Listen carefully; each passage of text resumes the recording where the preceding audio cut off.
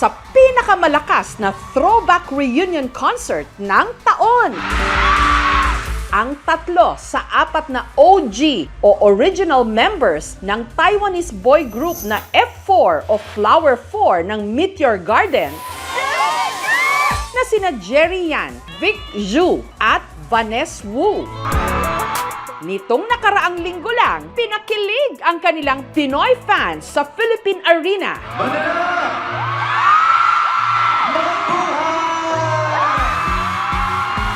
Wow, how you guys doing tonight?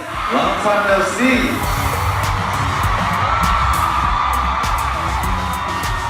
Vic, I love you! I love you! I love you! Mahakot kayo!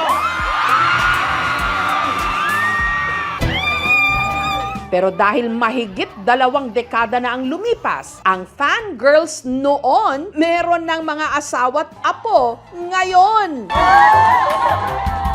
Ayan tuloy, ang Dao Ming Senior na padayo sa Bulacan. Makita lang ang kanilang idol na si Dao Ming Tzu.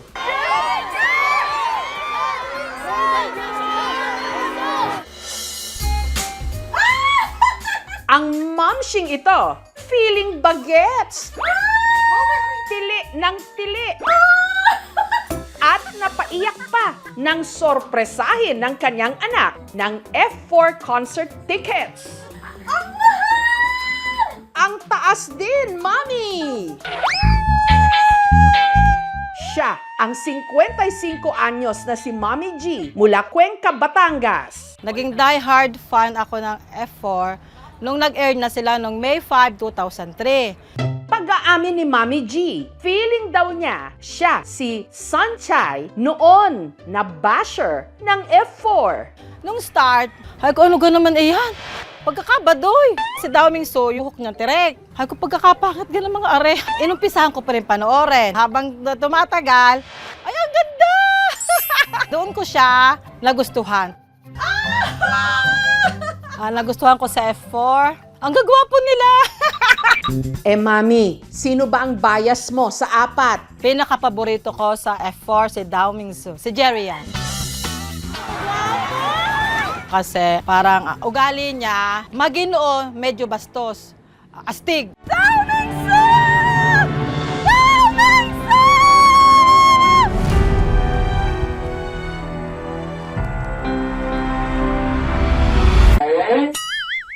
Masipag raw noon mangolekta ng F4 memorabilia si Mami G. Ay, yung mga nabili ko dati, mga poster siya, nakalagay sa aming kwarto. Sabi na kay mister, ba't ka pagkakalaki ng mga picture na yan, mga poster na yan? Ay ko, hayaan mo na diyat, nandyan lagi para pagkagising ko, makikita ko si Dao Ming Tzu. Kita niyo yan, si Dao Ming Tzu, ang aking love of my life. Pero ito ang pinakapaborito kong picture. Ay, tinan niyo, kita-kita yung abs! Sino hindi ma-in-love dyan kay Jerry yon, di ba? Kaya nung inanunsyo na magkaka-Philippine leg ang reunion concert ng F4, ang mga nakshi o anak ni Mami G, hindi raw nag-atubiling mag-secure ng ticket para sa kanilang ina. Kahit pa may kamahalan ito. Sabi nga po ng mga kapatid ko, yung pera is mababawi pa natin. Pero walang katumbas yung magiging experience ni Mama. Once in a lifetime experience talaga. So talagang pinush po talaga namin ng mga kapatid ko. At nang ibinigay na nila ang kanilang regalo, iyak ng malalay si Mami. Nung nakita ko yung ticket, ramdam mo yung pagmamahal ng mga anak ko. Oo, yun. Pengan tissue. Napayak talaga ako kasi hindi ko ina-expect na ganun nila ako kamahal.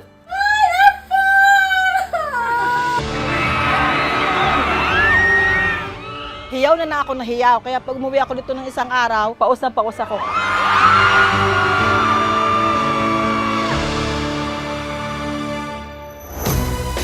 Ibang klase rin ang tama ng F4 sa grupo ng mga lalaking ito. Ang kanilang amats gumawa ng parody ng F4 music videos. Ginagaya nila ang lahat mula hairstyle, damitan, pati na galawan. Yung mukha, Sige na nga. Sila raw ang F4 Philippine version. Sina Ryan, aka Dao Ming Tzu, Kung may Daomisu sa Taiwan, dito naman po sa Pilipinas ay may Galing Su. Brian, aka Wazile, Ang tawag po sa Huachili ng Pilipinas is Kamachili po. Cyril, aka Meizuo, Sa Pilipinas naman, miswa. at Kenneth, aka Seaman. Tinatawag po ako na effort ng Pinasimento. At wag kayo, meron silang pa-mall show. Napadaan kami sa isang event, tapos kinausap po namin yung organizer. Baka pwede kaming mag-perform dyan. Okay lang po ba sa inyo? Tama-tama, yung organizer na yun, napapanood niya po yung mga vlog namin. Yung kumanta po kami doon, dumami po talaga yung tao. Dati, solo flight lang daw si Ryan sa panggagaya kay Dao Ming Tzu. Hanggang sa naisipan daw niyang isali sa kalokohan ang kanyang high school classmate na si John Kenneth. Siya na ang ginawang seaman ng grupo. Ang tanong ng sambayanan, bakit wala ka sa reunion concert, seaman? Pasensya na kayo kung wala siya. Huwag kayong mag-alala, andito ako. Ito si Ken. Kensyo ng Pinas. Si Cyril naman, nagsimula raw na fan ng content ni Ryan, kaya nag-message siya rito para mag-apply na cameraman.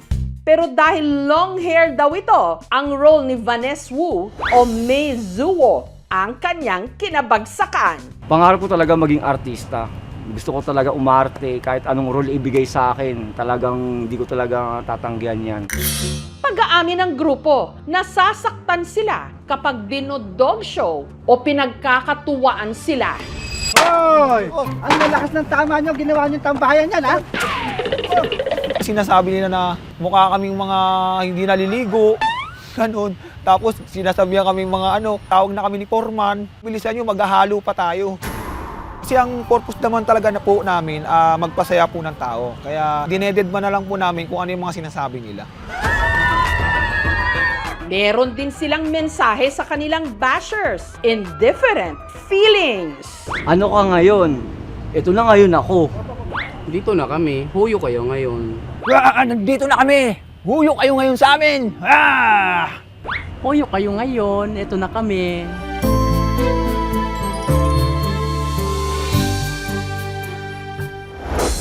Pero kung pagiging fanay ang usapan, malakas din ang laban dyan ng tiga Pampanga na si Rebecca. Dalaga pa ako, napapanood ko na yan. Hanggang sa nabuntis ako, napapanood pa rin. Kaya nang isinilang niya ang kanyang panganay taong 2003, kasagsagan ng kasikatan noon ng F4, ipinangalan niya ito sa kanyang bias. Ito po yung pangalan niya, Powat Chile Katakutan Plaza. Inibangalang niya ang spelling, Watsile. At ang oh baby lang noong si Watsile, aba, 23 anyos na ngayon. Morning, class. Ito yung ID ko nung nag-aaral pa ako. Nagugulat po yung mga government staff sa mga pinupuntahan ko po. Parang kamukha ko naman, sabi ko. Kahit saan po ako pumunta, hinahanap po sa akin lagi si Sunshine na Sunshine. Speaking of Sunshine, hinanap na namin siya para sa'yo, Watsile. Siya ang Sunshine ng Albay, si Sunshine. Narito sa aking ID, ang katibayan na Sanchay ang aking pangalan. Panay na panay rin daw ng Meteor Garden ang nanay Amalia niya, lalo na kay Sunshine. Pumupunta po ako sa kabilang baryo po para manood. Pati yung asawa ko po, nagagalit sa akin kasi kung saan-saan na daw po ako pupunta. Gabi na daw po ako umuwi. Kaya nung nalaman daw nitong babae ang kanyang ipinagbubuntis taong 2003, matik na. Ipinangalan niya ito sa kanyang paboritong karakter. Marami ako napapasaya sa tuwing nalalaman nila na Sanchay yung pangalan ko. Ang ikinalulungkot nga lang ni Sanchay, hindi na raw niya makikita pa ang artistang nagbigay buhay kay Sanchay. Ang Taiwanese actress kasi na si Barbie Sue namatay nito lang nakaraang taon dahil sa pneumonia. Sobrang nalungkot po ako. Affected din si mama kasi nga sobrang fan na fan siya ni Sanchay. Sa naganap na reunion concert ng F4, inalala ni Jerry yan ang yumao niyang kapareha. The biggest regret in life isn't actually losing someone. It's when you suddenly realize one day the person who used to make your heart raise a beat has slowly just become a memory.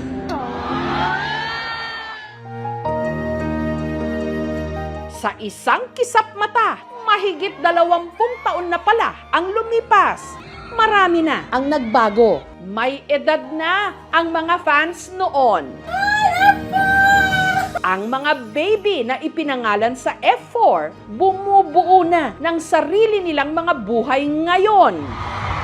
Pero lumipas man ang panahon, may mga alaala na habang buhay, may espesyal na lugar sa ating mga puso. Bago kayo!